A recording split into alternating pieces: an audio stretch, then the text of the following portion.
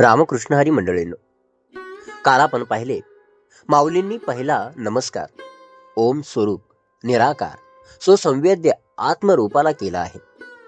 देव तर निराकार आहे. मग लगेच दुसऱ्या क्षणी माऊली देवा तूच गणेश असे सगुण रूपात का येतात आणि गणेश वंदना करताना स्वतःला निवृत्ती दासू का म्हणतात? निर्गुण तत्वाने सगुण रूप का घ्यावे? चला तर या ओळीचा सविस्तर अर्थ आपण यापुढे पाहूया. देवा तूच गणेशू सकलार्थमती प्रकाशू मने निवृत्ती दासू अवधारी जोजी.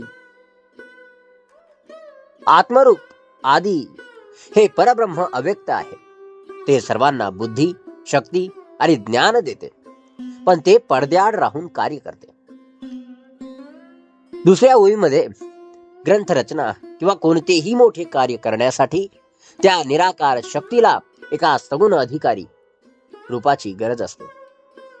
हे अधिकारी रूप म्हणजे गणेश. उदाहरण द्यायचं झालं तर एका मोठ्या कंपनीचा मालक आहे. परदेशात असतो.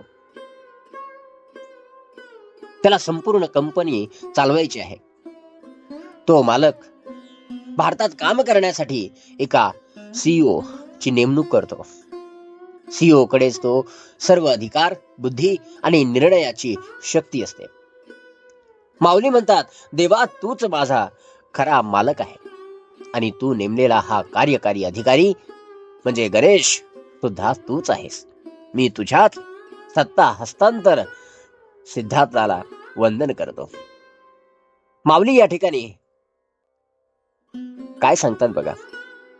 आपण जे उदाहरण बघितलं, जो मालक आहे कंपनीचा, जो परदेशात असतो, हा निराकार देव आहे. आणि जो सीईओ आहे, जो सर्व अधिकार आहे ज्याच्याकडे, तो म्हणजे हा श्री गणेश. यानंतर वारकरी संप्रदायात गुरुलाच देव मानले जाते. जसं आपण बघतोच, गुरुर ब्रह्मा गुरुर विष्णू गुरुर्देव महेश्वर. माऊलींच्या जीवनात निवृत्तीनाथ हेच त्यांचे सद्गुरू आणि सर्वस्व होते. म्हणून जेव्हा माऊली देवा तूच गणेशू असे म्हणतात, तेव्हा ते निवृत्तीनाथांनाच बुद्धीचा दाता आणि विघ्नहर्ता मानतात. ज्याप्रमाणे राजाची बुद्धी त्याच्या अधिकाऱ्यांतून प्रकट होते, त्याप्रमाणे परमेश्वराची जीवनानुग्राहक शक्ती म्हणजेच जीवावर कृपा करणारी शक्ती जी आहे, सद्गुरू आणि गणेश यांच्या रूपाने प्रकट होते.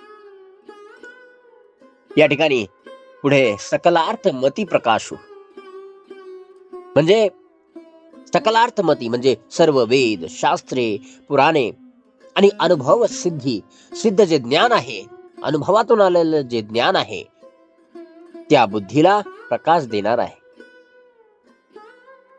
माऊलींनी वयाच्या केवळ 21व्या वर्षी एवढा मोठा ग्रंथ ज्ञानेश्वरी लिहिला. त्यांना प्रचंड ज्ञान होते, तरीही ते मला येते असे न म्हणता तो देव गुरु माझ्या बुद्धीला प्रकाश देतो आहे असे म्हणतात. मला परीक्षेमध्ये चांगले गुण मिळाले, यश मिळाले, याचा करता मी आहे की तो? माऊली म्हणतात, तू केवळ बुद्धीचे भांडे आहेस, त्यात ज्ञान भरतो तो परमेश्वर आहे. जर बुद्धीला दैवी स्फुरण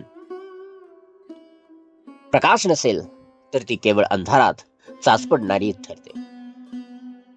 ग्रंथाचा गुढार्थ उलगडण्यासाठी मला तुझ्या प्रकाशाची गरज आहे, हा या चरणाचा मुख्य अर्थ आहे. मने निवृत्ती दासू अवधारी जोजी. या ठिकाणी माऊली स्वतःचे नाव ज्ञानदेव न घेता निवृत्ती दासू म्हणजे निवृत्तीनाथांचा सेवक, दास म्हणून ओळख देतात. मी करतो हाच सर्वात मोठा अहंकार आहे. हा अहंकार ज्ञानाला घातक आहे. माऊलींनी निवृत्ती दासू हे पद वापरून कर्तृत्वाचा पूर्ण त्याग केलाय. संत तुकाराम महाराज दुसऱ्या एका अभंगात अहंकारामुळे आत्म्याचा घात होतो, आत्महत्या असे सांगतात. माऊलींनी निवृत्तीदासू म्हणून निरअहंकार राहून आत्म्याचा घात टाळला. मी फक्त एक साधन आहे. माझ्याकडून जो काही महान ग्रंथ निर्माण होत आहे तो माझे नव्हे तर माझ्या सद्गुरूंच्या कृपेचा प्रसाद आहे. अवधारी जोजी म्हणजे लक्षपूर्वक ऐका आणि स्वीकार करा. हे आशीर्वाद रूप मंगलाचरण आहे.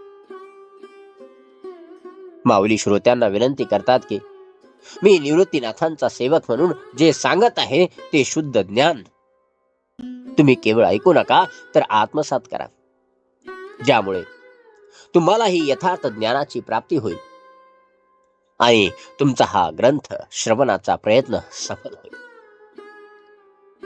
ज्ञानेश्वरीतील ही दुसरी ओवी आपल्याला शिकवते की यशस्वी होण्यासाठी केवळ बुद्धिमत्ता पुरेशी नाही, तर आपल्याला सद्गुरूंच्या रूपात आलेल्या परमेश्वरी शक्तीचा म्हणजे गणेशाचा आश्रय घ्यावा लागतो.